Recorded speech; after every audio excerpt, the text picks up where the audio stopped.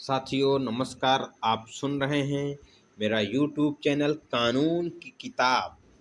इसके तहत राजस्व संहिता अधिनियम 2006 उत्तर प्रदेश की धारा 3 और धारा 4। आइए जानते हैं। धारा 3 का कहना है कि संहिता का नए क्षेत्रों में विस्तार। उपधारा फर्स्ट, जहां इस संहिता के प्रारंभ होने के पश्चात उत्तर प्रदेश के राज्य क्षेत्र में कोई क्षेत्र सम्मिलित किया जाए, वहां राज्य सरकार अधिसूचना द्वारा ऐसे क्षेत्र में इस संहिता का संपूर्ण या कोई उपबंध विस्तारित कर सकती है। यानी यदि कोई परिसीमन उत्तर प्रदेश राज्य का हिस्सा बनेगा तो वहां पर यह कानून तत्काल प्रभावी होगा।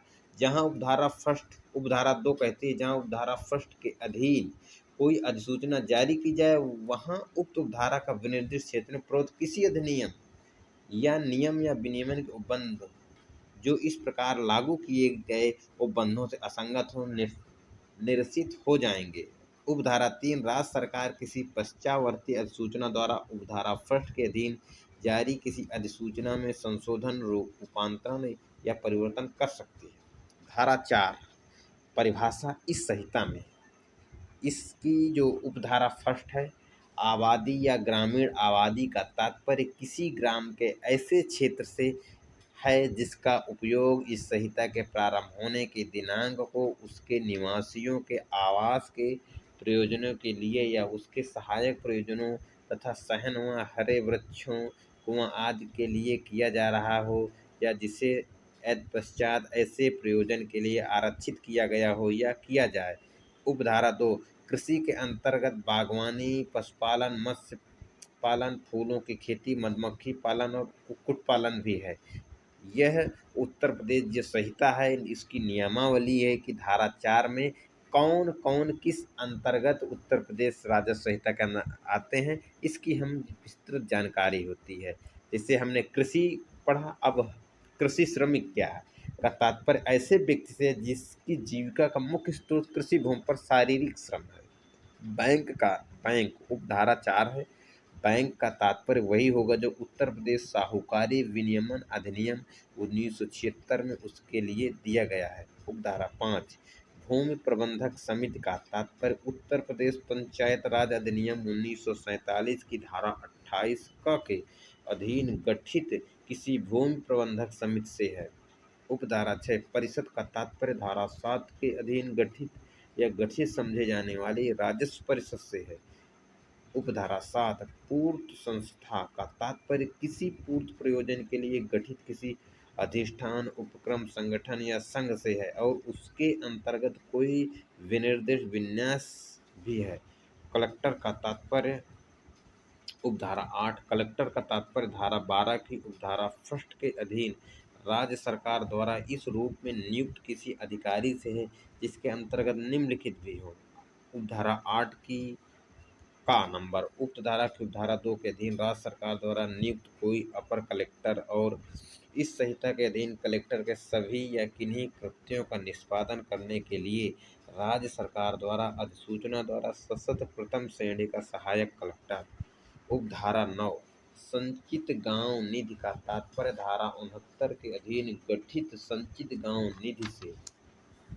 उपधारा 10, किसी भू खातेदार के संबंध में परिवार का तात्पर्य यथास्थिति स्वयं पुरुष या स्त्री और उसकी पत्नी या उसका पति या तीसरा लिंग, पत्नी या पति रूप से पृथक पत्नी या तीसरा लिंग पति पत्नी, विवाहित स्त्रियों, लिंग अवयस्क संतानों से भिन्न अवयस्क पुत्रों तथा अवयस्क पुत्रियों से है। स्पष्टीकरण है, तीसरा लिंग का तात्पर्य ऐसा व्यक्ति जो पुरुष अथवा स्त्री लिंग से भिन्न लिंग का हो। उपधारा 11, बाग भूमि। बाग भूमि का तात्पर्य किसी जोत में भूमि के किसी विनिर्दिष्ट भाग में इसमें इस प्रकार के वृक्ष लगे हों, यानी भूमि को उसके किसी समुचित भाग को किसी अन्य प्रयोजन के लिए उपयोग में लाए जाने से रोकते हों, पूर्ण रूप से विकसित होने पर रोकेंगे और भूमि पर लगे वृक्ष को एक बाग का रूप धारण करेंगे। लेकिन इसमें ये कि यदि जिस भूमि में पपीता या केला के पौधे लगे होते हैं वह बाग नहीं माना जाता। जोत का तात्पर्य एक भू खातेदारी, एक पट्टे, वचनबद्ध या अनुदान के अधीन रखे गए भूमि के किसी खंड से है।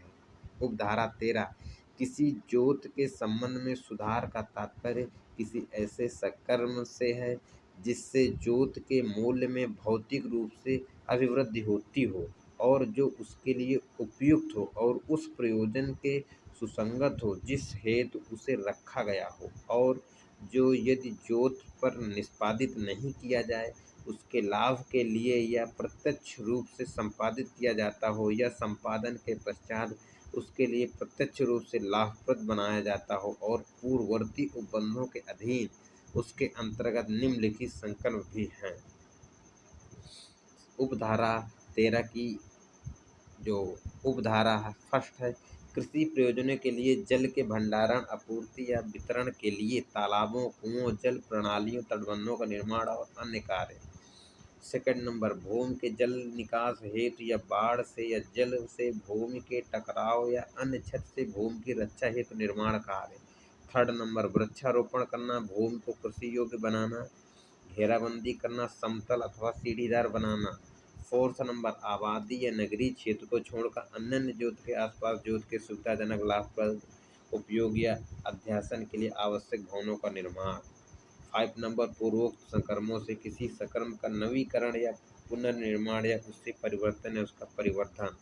उपधारा 14, भूमि का तात्पर्य अध्याय 7 और अध्याय 8 के धारा 80, 81 एवं धारा 136 के सिवा ऐसी भूमि से है जो कृषि से संबद्ध प्रयोजन के लिए धृत या अध्यासित है। उपधारा 15, भूमि धारक का तात्पर्य ऐसे व्यक्ति है जिसे लगान देय हो या देय होती यदि कोई स्पष्ट या विवक्षित संविदा लागू न होती हो। राजस्व न्यायालय का तात्पर्य निम्नलिखित प्राधिकारियों में से सभी या किसी प्राधिकारी परिषद और उसके सभी सदस्य, आयुक्त, अपर आयुक्त, कलेक्टर, अपर कलेक्टर, मुख्य राजस्व अधिकारी, सहायक कलेक्टर, बंदोबस्त अधिकारी और सहायक बंदोबस्त अधिकारी, अभिलेख अधिकारी, सहायक अभिलेख अधिकारी, तहसीलदार, तहसीलदार न्यायिक और नायब तहसीलदार से है। राजस्व न्यायालय यहाँ पर दाखिल होती है। उपधारा 17, राजस्व अधिकारी का तात्पर्य आयुक्त, अपर आयुक्त, कलेक्टर, अपर कलेक्टर, मुख्य राजस्व अधिकारी, उप जिलाधिकारी, सहायक कलेक्टर, बंदोबस्त अधिकारी, सहायक बंदोबस्त अधिकारी, अभिलेख अधिकारी, सहायक अभिलेख अधिकारी, तहसीलदार न्यायिक, नायब तहसीलदार और राजस्व निरीक्षक से है। यानी जो धारा 4 की उपधारा 17 यह प्रदान करती है कि राजस्व के कौन कौन से अधिकारी होते हैं। उपधारा 18, उप जिलाधिकारी का तात्पर्य तहसील के प्रभारी सहायक कलेक्टर से।